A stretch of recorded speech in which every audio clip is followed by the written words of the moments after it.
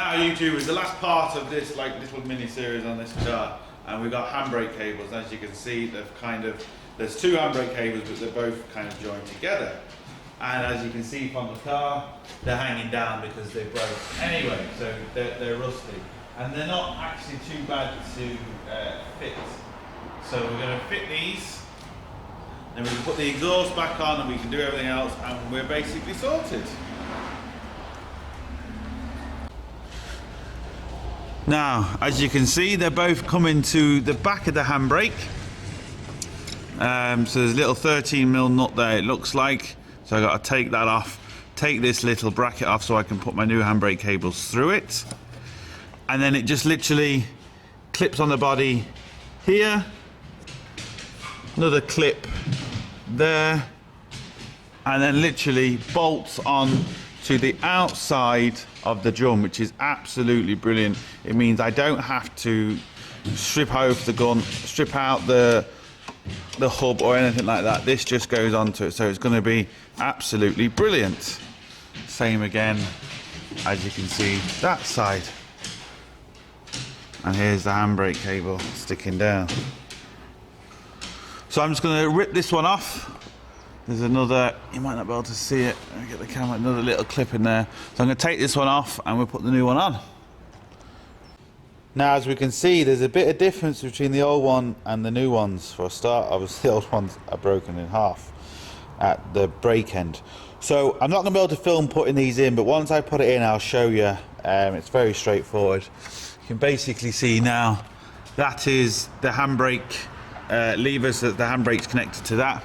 We have a clip under here, a clip here, one more clip there, and then it basically clips straight on to the drum.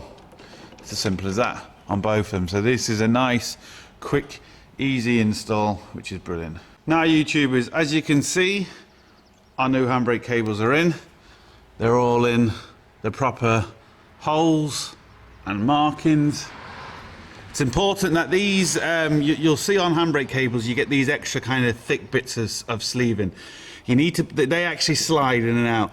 You need to put them in certain areas where it rubs, because otherwise it'll rub through the handbrake cable quite quickly, and obviously with it being new, it won't take particularly long for it to break again. So you can see these are where they should be. Another thing is, this is obviously how you tighten the handbrake. Now when you're on your own, it's very difficult, but what I like to do is I keep tightening the first nut, and I just check my back brakes just until they start binding. Now once they start binding, I just slacken it off maybe half a turn, and you can see there that's freewheeling quite well. So I'll know I'll have a good handbrake then.